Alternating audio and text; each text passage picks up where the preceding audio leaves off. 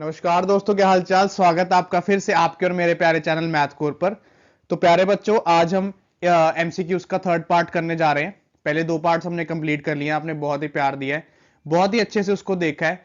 तो इसी के साथ सीरीज कंटिन्यू करेंगे, टाइम को बिल्कुल जाया नहीं करेंगे। आई नो आपका 25 को पेपर है, तो जो शॉर्ट एमसीक्यूज है पेपर में आने के, जिनके हाई चांसेस है, हाई प्रोबेबिलिटी है, आज वो कंटिन्यू करने जा रहे हैं। चैप्टर 2 और 3 के हमने कुछ इंपॉर्टेंट एमसीक्यूज पिक करें जो प्रीवियस ईयर्स में आ चुके हैं, तो वो आज मैं आपके साथ डिस्कस करने जा रहा हूं।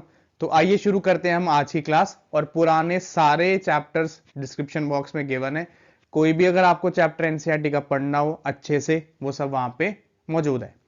तो प्यारे बच्चों, अगर कहीं पे भी कोई भी डाउट लगे आप कमेंट बॉक्स में जरूर बताइएगा, किसी भी तरह का। ठीक है, चलो करते हैं शुरू आज की हम क्लास। तो प्यारे बच्चों, अभी के शुरू वाले क्वेश्चन हमारे चैप्टर 2 पॉलिनोमियल से, उसके बाद chapter 3 linear equation in two variables में कुछ इंपॉर्टेंट कंसेप्ट्स हैं। जैसे कि हमारा पहला क्वेश्चन आज का है, क्या है, कहता है जी, if one zero of the polynomial this is -3 then the value of k. अब जीरो का मतलब क्या होता था कि हमें यहाँ पे एक्स की वैल्यू गिवन है, जीरोस, सॉल्यूशंस, आंसर्स, रूट्स, उन सब का ये मतलब था कि हमें एक्स की वैल्यू क्या गिवन है। इस केस में एक्स की वैल्यू हमें गिवन है -3। तो कहता के की वैल्यू निकालोगे अगर आपको एक्स की वैल्यू -3 दी गई है, तो क्या करेंगे, जहां पे एक्स है वहां पे हम क्या फिल करेंगे, -3। जैसे ही हमने एक्स की वैल्यू -3 फिल कर दी, तो ये पूरा पॉलिनोमियल आ जाएगा जीरो के इक्वल, क्योंकि एक्स -3 इसका एक फैक्टर है। अब आपको पता है -3 का स्क्वायर होता है प्यारे बच्चों 9, देन के इंटू -3 -3 के plus 1 as it is equal to 0। 9 को करा के से मल्टीप्लाई 9 के, 9 को करा -1 से -9, plus minus minus plus 1 equal to 0। अब 9 के में से 3 के गए, प्यारे बच्चों आएगा 6 के, -9 प्लस 1 -8 इक्वल टू 0। 8 को भेजेंगे राइट साइड तो ये आ जाएगा +8। तो के की वैल्यू आ गई यहां से 8/6 यानी 4/3।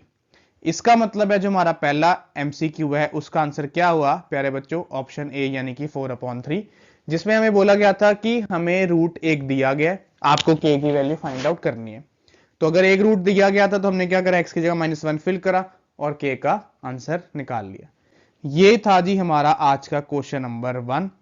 अब चलते हैं क्वेश्चन नंबर 2 पे। कहता जी, एक क्वाड्रेटिक पॉलिनोमियल बनाओ जिसके दो जीरोस गिवन है, -3 और 4। अब दो जीरोस का मतलब क्या था कि अल्फा और बीटा गिवन है। प्यारे बच्चों, जैसे जैसे आप ये पढ़ते जाओगे ना, आपको पुराना कंसेप्ट भी क्या होगा, याद आता जाएगा कि अल्फा बीटा क्या आते हैं, सम ऑफ द रूट्स क्या आते हैं, product of the roots dash dash dash. अच्छा, अब कहता है क्वाड्रेटिक पॉलिनोमियल बनाओ। अब तुम्हें पता है जो जर्नल क्वाड्रेटिक पॉलिनोमियल होती थी वो होती थी क्या, x square minus S x plus P. S यानी कि सम, पी यानी कि प्रोडक्ट।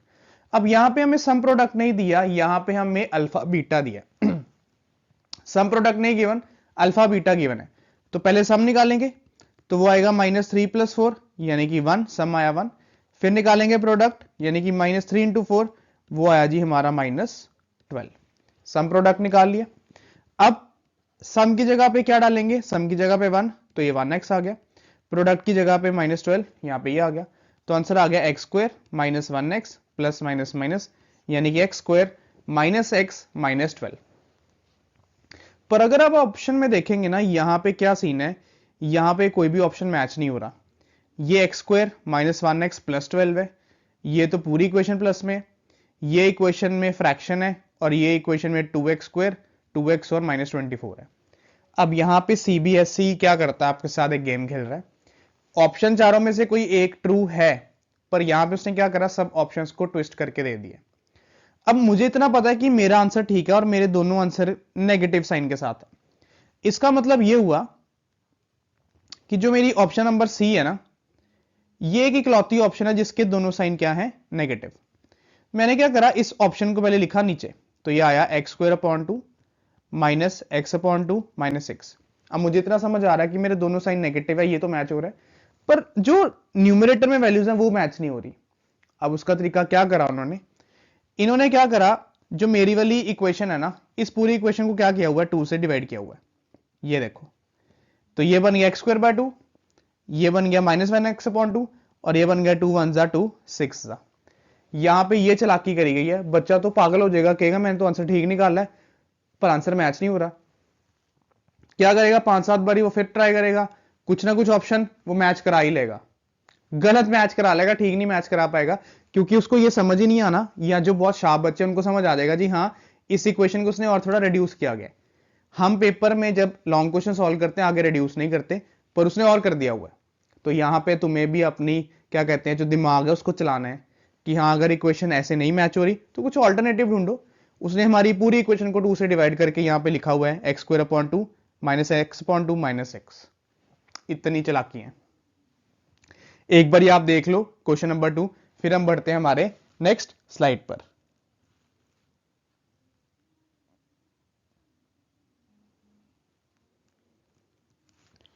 ठीक है जी, चलते हैं आगे। अब क्वेश्चन नंबर 3 में बोला है if the zeros of the quadratic polynomial are, ये क्वाड्रेटिक पॉलिनोमियल है, उसने बोला इसके जीरोस पहले से ही दिए गए हैं। एक जीरो दिया हुआ है हमें क्या 2, दूसरा जीरो दिया हुआ है हमें -3, कहता ए और बी की वैल्यू फाइंड आउट करो, यानी कि जो ये अल्फा ये ए है और ये जो बीटा ये बी दिया गया। अब क्या करेंगे, पहले ए की वैल्यू फिल करेंगे, मतलब एक्स की जगह पे ए फिल करेंगे।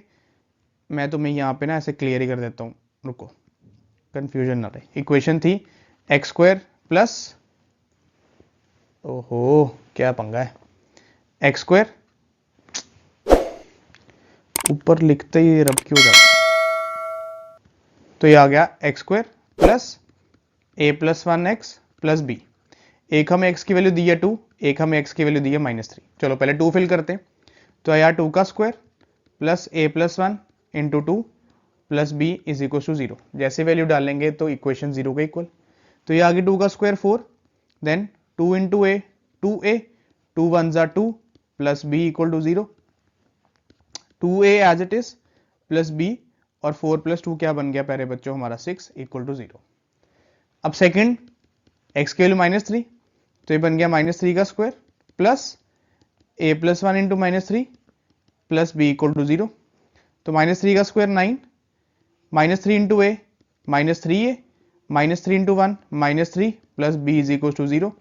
इक्वेशन आ गई हमारी -3a प्लस b, और 9 में से 3 गए तो आया 6 इक्वल टू 0। अब हमें इस इक्वेशन और इस इक्वेशन को क्या करना है, एलिमिनेट करेंगे, और एलिमिनेट करके क्या करेंगे प्यारे बच्चों, ए और बी की वैल्यू फाइंड आउट कर लेंगे। अब बहुत सिंपल एलिमिनेट करना, साइन चेंज करते सबके, ये प्लस का ये माइनस का ये माइनस का equal to 0, 2a plus 3a 5a, ये भी कट गया ये भी कट गया इक्वल टू 0। ए की वैल्यू तो आ गई जी हमारी क्या 0। अब ए की वैल्यू 0 आ गई तो सिर्फ ऑप्शन में एक ही आंसर है, ये वाला, that is D a0 b -6। तो डेफिनेटली आंसर यही है, बी निकालने की जरूरत ही नहीं है, एमसीक्यू आ गया। अदरवाइज तुमने क्या करना है, ए की वैल्यू यहां डाल देनी है, तो यहां से b -6 आ जाएगा, बात खत्म। ठीक है जी, अब चलते हैं क्वेश्चन नंबर 4 पे। अब क्वेश्चन नंबर 4 जो है थोड़ा सा ट्रिकी है, कहता आप -2 और 5 के साथ कितने पॉलिनोमियल्स बना लोगे। अब कई बच्चे सोचते हैं 2 जीरोस दिए ना तो 2 ही पॉलिनोमियल बनेंगे, अब ऐसा नहीं है। अब इसका क्या मतलब है, चलो आपको यहां पे ये भी एक्सप्लेनेशन हम दें, ध्यान से मेरी बात सुनना। -2 और 5 दो रूट्स है ना, तो क्या करते हैं, मैंने एक इक्वेशन ले ली x +2, ठीक है, मैंने x की जगह -2 डाला, तो -2 + 2 इक्वल टू 0, यानी कि हमारी एक पॉलिनोमियल हो गया। मैंने दूसरी इक्वेशन ले ली x - 5 इक्वल टू 0, x की जगह 5 डाला, तो 5 - 5 इक्वल टू 0, ये हमारा सेकंड हो गया, दो निकल आए। अब मान लो मैं एक और इक्वेशन बनाता हूं, मैं मान लो बना लेता हूं 2x + 4, ठीक है, इक्वल टू 0 लेकर आना है, तो x की जगह डाला मैंने -2, तो 2 इंटू -2 कितना हुआ -4, एंड -4 + 4 इज 0। इसका मतलब है तुम कितने भी पॉलिनोमियल्स बनाई जाओ, x की वैल्यू डालते रहोगे, आंसर 0 आता रहेगा, अनलेस तुम लॉजिकल पॉलिनोमियल्स बना रहे हो। जैसे मान लो मैंने पॉलिनोमियल बना लिया, रुको, जैसे 1/5, ऐसे लेते हैं x/5 माइनस, आंसर हमारा उसमें है ना 1 इक्वल टू 0, ठीक है, x की जगह डाला मैंने 5, तो आया 5/5, यानी कि 1 - 1 इक्वल टू 0। इसका मतलब है तुम कितने भी पॉलिनोमियल्स बना सकते हो, आंसर आपका निकलता जाएगा। तो देयरफॉर ऑप्शन क्वेश्चन नंबर 4 का option number 4 is correct, that is more than 3। आप इनफाइनाइट पॉलिनोमियल्स बना लो, आंसर डालते रहो, आंसर 0 आता रहेगा, यहाँ लेफ्ट राइट के इक्वल आता रहेगा। तो यहाँ पे ये कंफ्यूज नहीं हो जाना कि अगर 2 रूट्स दिए हैं तो 2 ही जीरोस होंगे, 3 रूट्स दिए हैं तो 3 ही जीरो होंगे, तो उसके मोर देन 3 आंसर होंगे, यानी कि infinitely many solutions we can find. एक बार आप स्लाइड देख ले, फिर हम चले अगले क्वेश्चन पर। ठीक है जी, चलो बहुत बढ़िया क्वेश्चन है प्यारे बच्चों, पेपर में कई बार ही पूछा गया। अब ये जो फिगर है ना, इसको बोला जाता है पैराबोला। कौन बोला? पैराबोला। अब पैराबोला का मतलब होता है it is a U shaped figure. एक यू शेप्ड फिगर होती है, generally tells about the polynomial, कि पॉलिनोमियल कितनी पावर का है या कौन से वेरिएबल में है, वो कैसे। अब जो ये यू शेप्ड पॉलिनोमियल है ना, ये हमेशा टच करता है आपकी एक्स एक्सिस को या वाई एक्सिस को। जितनी बार ये पॉइंट ऑफ कॉन्टैक्ट शो करता है ना, उतने हमारे जीरोज होते हैं। जैसे यहां पे इसने 2 बार टच करा, यानी कि इसके 2 जीरोज है। ये हमारी एक्सिस 2.1 भी है क्लास 10th की। और जिस एक्सिस पे टच करता है ना, वो बताता है कि हमारा पॉलिनोमियल उस वेरिएबल का है, यानी कि हमारा पॉलिनोमियल उस अल्फाबेट का। अगर ये एक्स एक्सिस को टच कर रहा है तो हमारा पॉलिनोमियल एक्स में वेरिएबल में, और अगर ये ऐसे लाइक दैट मान लो इस तरह से टच कर रहा है तो हमारा पॉलिनोमियल वाई वेरिएबल में। बहुत ही महत्वपूर्ण क्वेश्चन। और पॉलिनोमियल की जो फिगर होती है ना, पॉलिनोमियल का जो ग्राफ होता है वो हमेशा पैराबोलिक शेप होता है, लाइक दिस। इसको बोला जाता है पैराबोला। ठीक है। अब क्वेश्चन में बोला गया है which of the following is not the graph of a quadratic polynomial. किसी क्वाड्रेटिक पॉलिनोमियल का ग्राफ होने के लिए पैराबोला को हमेशा एक्सिस से टच करता मिलना चाहिए। इसमें टच कर रहा है, ये है, इसमें टच कर रहा है, ये है, इसमें टच कर रहा है, ये। क्योंकि ये पैराबोला इस ग्राफ में किसी एक्सिस को टच नहीं कर रहा, तो ये हमारा क्वाड्रेटिक पॉलिनोमियल का ग्राफ नहीं हो सकता। अब कई बच्चे पूछेंगे जी यहां पे भी टच कर रहा है, यहां पे भी, यहां पे भी, पर ये यू शेप्ड फिगर टच कर रही है ना, तो ये हमारा ग्राफ है।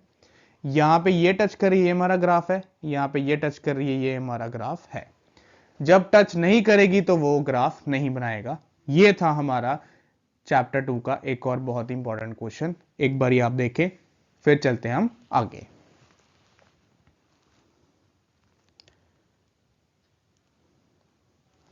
चलो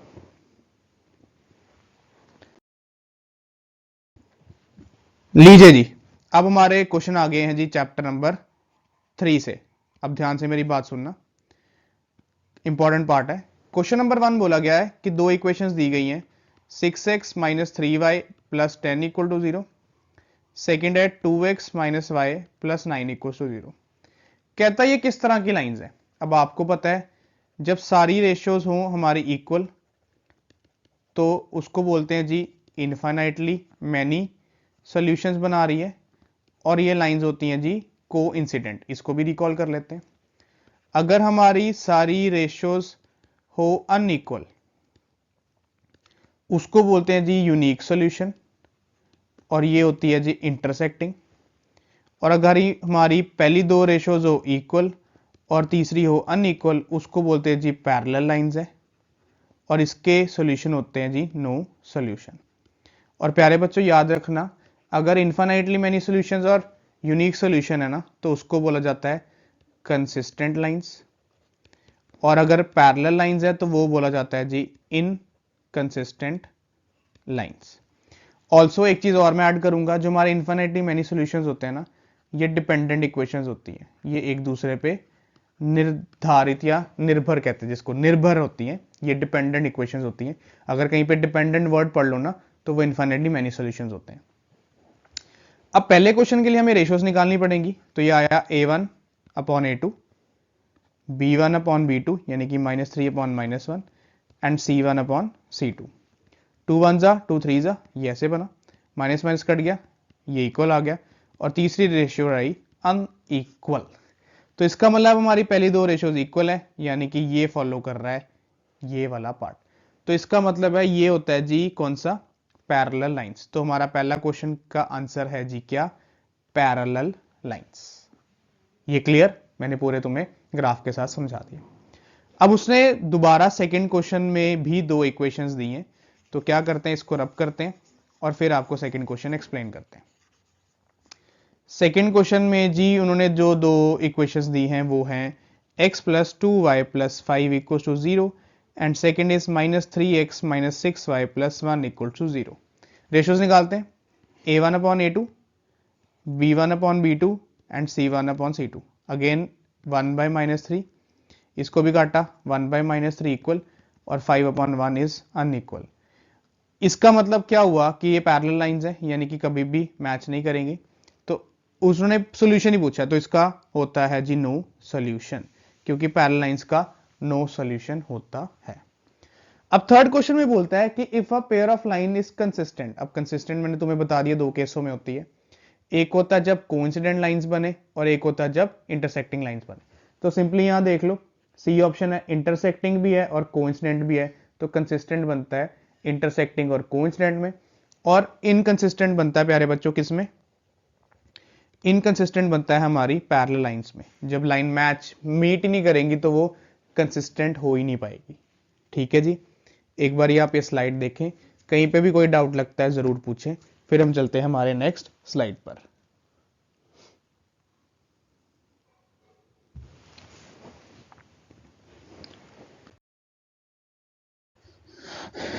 लीजिए जी, क्वेश्चन नंबर 4 बहुत ही बढ़िया क्वेश्चन है, ध्यान से मेरी बात सुनना।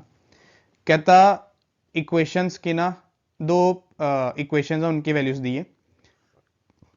एक दिया y इक्वल्स टू 0, यानी कि वो तो यहीं बनेगा, और एक दिया y इक्वल्स टू -7, यानी कि वो यहां पे बनेगा, यानी कि y इक्वल्स टू -7 और y इक्वल टू 0।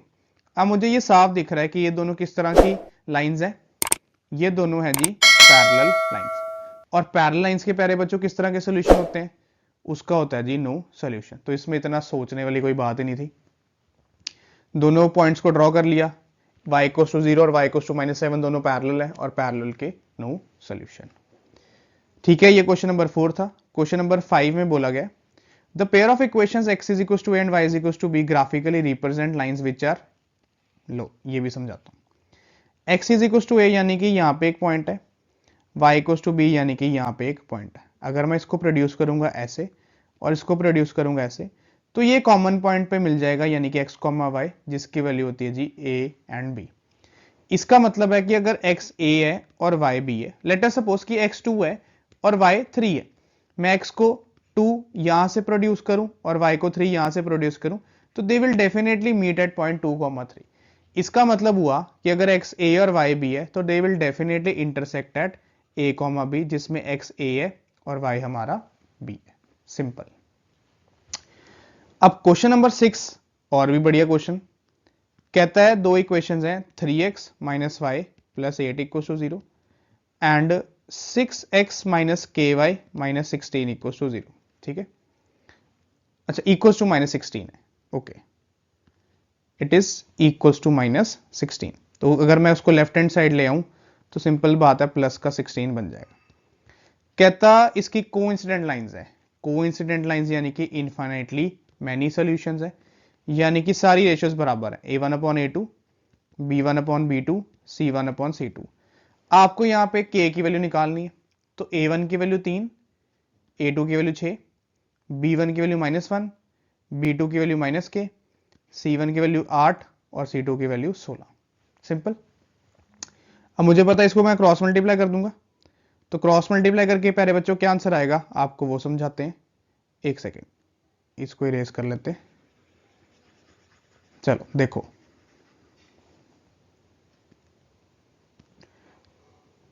तो ये हमारा बना क्या क्या क्या क्या, ये हमारा बना 3 इंटू माइनस के -3k, ये बना 6 इंटू -1 -6, -3 को भेजा नीचे, तो -6 अपॉन -3, माइनस माइनस कट, 3 1 जा 3 2 जा, तो k की वैल्यू प्यारे बच्चों क्या आंसर आया, वो आया जी हमारा सी ऑप्शन यानी कि 2।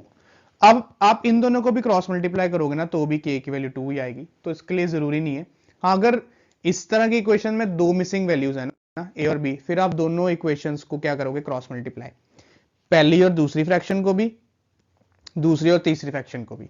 अगर ये कहीं क्वेश्चन दिखेगा ना, मैं जरूर तुम्हारे लिए यहाँ पर लेकर आऊंगा। एक बार आप पहले इतना सोल्यूशन देख लें, फिर हम चलते हैं अगले स्लाइड पर। अब थोड़ी सी मेहनत अगर मेरी साइड से हो रही है तो आप भी थोड़ी मेहनत करें, ताकि कंबाइंड मेहनत करके एक स्माइलिंग सा फेस आए जब पेपर दे गया होती है। हाँ जी जी, पेपर आता था, बढ़िया हुआ है। चलो, क्वेश्चन नंबर 7 में बोला गया है कि दो इक्वेशंस दी गई हैं दोबारा से, 3x plus 2ky equal to 2 and 2x plus 5y plus 1 equal to 0।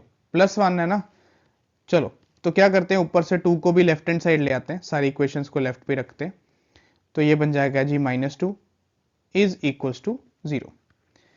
कहता है ये पैरेलल लाइंस हैं, पैरेलल लाइंस यानी कि नो सोल्यूशन, नो सोल्यूशन यानी कि a1 upon a2 is not equals to b1 upon b2 is not equals to c1 upon c2। Simple. अब ratios unequal है, क्रॉस मल्टीप्लाई करो, 3 5 जा 15 नॉट इक्वल्स टू 2 2 जा 4 के, 4 आएगा नीचे तो ये आएगा 15 upon 4 is not equals to k, यानी कि जो हमारा के आया वो नॉट इक्वल्स टू 15/4 है। अब प्यारे बच्चों, ऑप्शन में तुम्हें नॉट इक्वल्स टू का भी दिखेगा और लेटर से ऑप्शन में तुम्हें 15/4 भी दिखेगा, तो अगर नो सोल्यूशन है तो नॉट इक्वल्स टू का साइन आएगा, ये ध्यान रखना, यहाँ पे चीज मिसिंग थी, वो मैंने आपको क्लियर कर दी। ठीक है, अगर नो सोल्यूशन है ना तो ये नॉट इक्वल टू का साइन डालना इंपॉर्टेंट है, यही उसको रिप्रेजेंट करता है। ठीक है जी, चले क्वेश्चन नंबर 8 पे। अब क्वेश्चन नंबर 8 में दोबारा से कहता है सी की वैल्यू ढूंढो। इक्वेशन दी है cx minus y is equal to 2 और दूसरी दी है 6x minus 2y equal to 3। अब इनफाइनाइटली मैनी सोल्यूशन यानी कि सारी ratios equal, a1 upon a2 is equal to b1 upon b2 is equal to c1 upon c2। Cross multiply करा, c into minus 2 is minus 2 times c, 6 into minus 1 is minus 6, तो यहां से c की value आ गई -6 upon -2, यानी कि c आ गया जी कितना हमारा 3। सिंपल सा कंसेप्ट, इनफाइनाइटली मेनी सॉल्यूशंस थे तो सारी रेशियोज इक्वल, तो c क्या आ गया, सॉरी क्वेश्चन नंबर 8 का आंसर क्या आ गया जी हमारा, ऑप्शन ए यानी कि 3। तुम्हें केसेस याद रखने, पेपर में क्वेश्चन आना ही आना, इनफाइनाइटली का, नो सोल्यूशन का या यूनिक सोल्यूशन का। एक बार ये देखो, फिर हम बढ़ते हैं अगले पार्ट पर।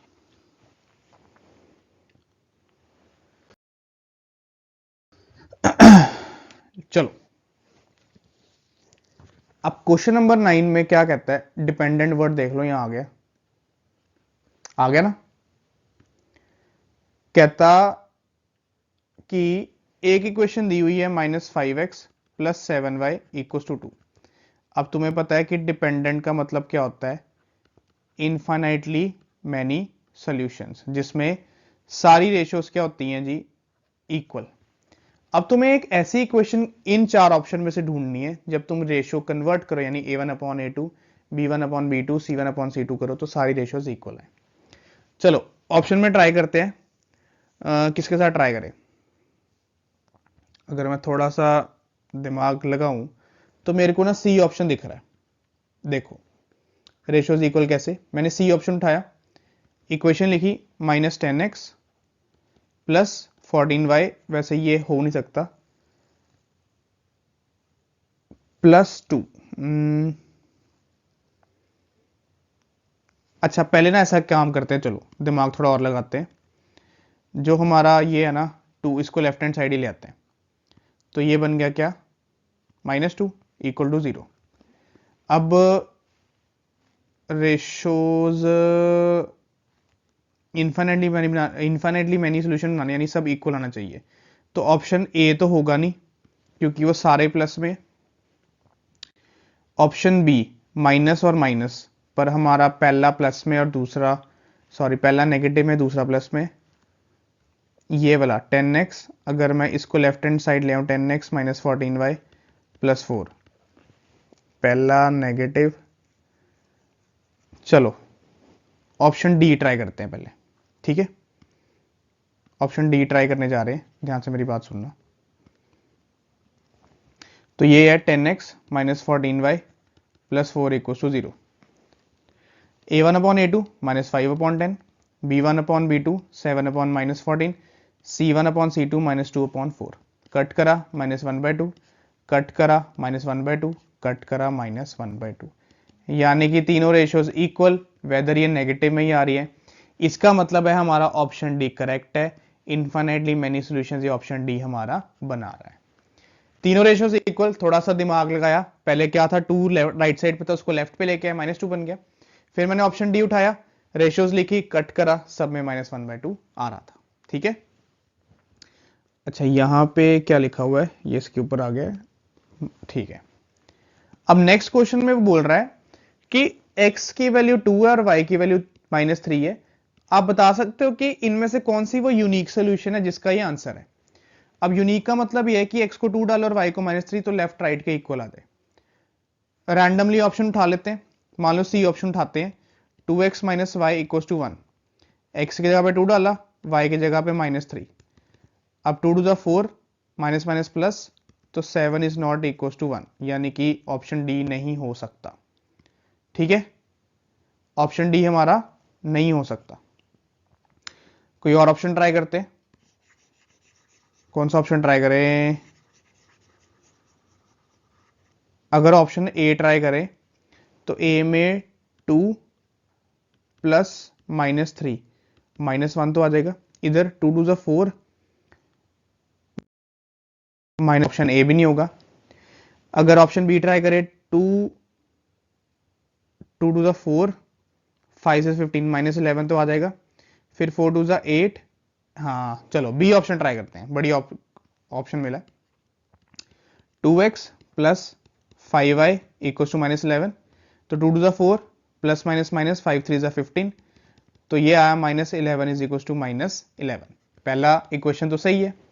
अब दूसरी भी ट्राई करते हैं, 4x plus 10y is equal to -22, x की जगह पे 2, y की जगह पे -3, तो ये आया हमारा 4 2 8 प्लस माइनस माइनस 10 3 30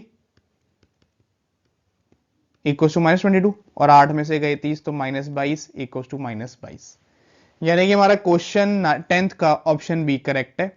यहां पे भी थोड़ा टाइम लग गया सोचने में, अच्छी बात है, सोचो, आंसर ठीक निकालो, गलत मत करो, तुक्के मत मारो, ये ज्यादा जरूरी है। ठीक है जी, एक बार आप देख लो, फिर हम बढ़ते हैं अगली स्लाइड पर।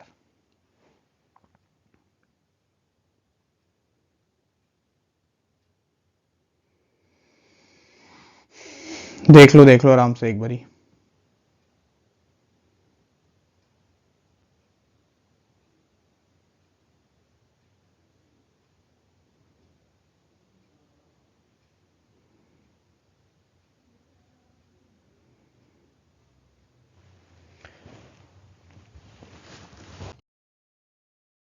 चलिए जी, आज की हमारी ये लास्ट स्लाइड, इसी के साथ चैप्टर 2 और 3 के एमसीक्यूज खत्म। सुनना आप क्वेश्चन नंबर 11 फटाफट से कंप्लीट करते हैं, आपको फ्री करते हैं।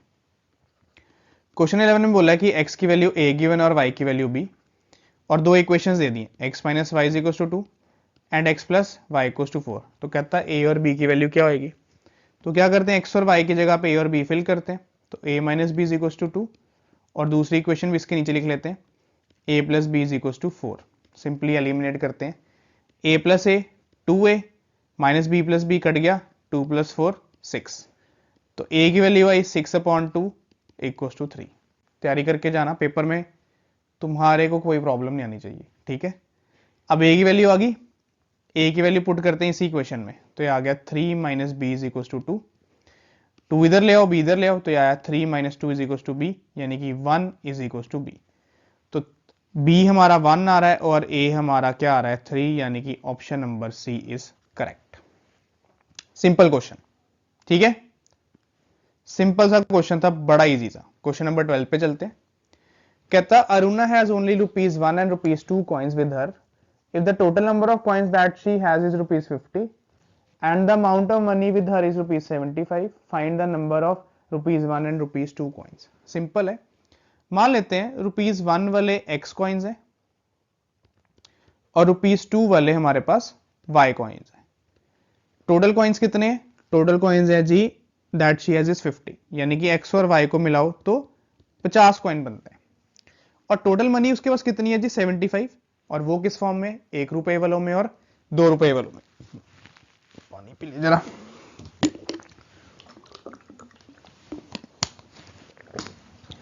और जो टोटल करेंसी है वो कितनी है उसके पास, वो है जी 75 रुपीज। ये तुम्हें पता ना, एनसीईआरटी के एक एक्सरसाइज में भी क्वेश्चन है जिसमें वो विड्रॉ करवाता है 2000 रुपए। तो ₹1 की फॉर्म में एक्स कॉइन्स है तो 1x करेंसी बनी, और ₹2 की फॉर्म में वाई कॉइन्स है तो 2y करेंसी बनी। यानी कि 1x प्लस 2y को मिला के 75 रुपीज बनेंगे, और x और y को मिला के 50 सिक्के बनेंगे। अब ये दो इक्वेशंस आ गई, इन दोनों को क्या करेंगे, एलिमिनेट कर लेंगे। इसको नीचे लिखते हैं इसके, तो ये आ गया 1x plus 2y is equal to 75, minus सबके साइन चेंज, x में से x गया 0, y में से 2y गया माइनस y, 50 में से 75 गया minus 25, minus minus cut, y आ गया जी 25। यानी कि हमारे पास ₹2 वाले 25 सिक्के हैं। चलो वैल्यू डालते हैं यहाँ पे, तो x plus 2 into y equal to 75, यानी कि 225 is 50। अब 50 वहां जाके माइनस, तो 75 में से गए 50, तो x आया 25। यानी कि y, यानी कि जो ₹1 वाले सिक्के हैं वो भी 25 हैं, और जो हमारे पास ₹2 के सिक्के हैं वो भी 25 हैं। तो 25 25 हो गए कितने, 50। यानी कि जो हमारा क्वेश्चन नंबर 12 है उसका डी ऑप्शन ट्रू है, और क्वेश्चन 11 का सी ऑप्शन ट्रू था। चलो लास्ट क्वेश्चन फादर और सन की एज के साथ समाप्त करें। मान लेते हैं जो एक फादर है उसकी एज x है, और जो सन है उसकी एज y है। कहता a father is 6 times his son's age. Father अपने बच्चे से 6 गुना बड़ा। पहली क्वेश्चन रेडी। आगे कहता 4 years hence। अब 4 years hence का मतलब है अब से 4 साल बाद, यानी कि दोनों 4-4 साल हो गए बड़े। कहता 4 years hence the age of father will be 4 times to age of his son। 4 साल बाद बाप अपने बच्चे से 4 गुना बड़ा हो जाएगा। 4 साल बाद father will be 4 times his age of his son. अब x की वैल्यू 6y निकाली हुई है, x की वैल्यू यहां डाल देते हैं। ये बन गया 6y plus 4 is equal to 4y plus 16, 4y इधर 6 उधर, तो 6y minus 4y is equal to 16 minus 4, 2y is equal to 12, y आ गया 6। यानी कि जो सन है वो 6 ईयर्स का, और सन की एज यहां डाली तो फादर की एज आ गई 6 मल्टीप्लाई बाय 6, यानी कि 36 ईयर्स। यानी कि जो फादर है दैट इज ऑफ 36 ईयर्स, और जो सन है that is of 6 years. This was our question number 13, और ये आज का लास्ट हमारा पार्ट। आई होप आपने बहुत इंजॉय करा होगा, क्वेश्चंस आपको अच्छे लगे, बहुत समझ में आए होंगे। अगर कहीं पे भी कुछ नहीं समझ आया होगा प्लीज कमेंट बॉक्स में जरूर बताइएगा। अब हम मिलेंगे हमारे पार्ट 4 के साथ। So till then be safe, be happy and study hard.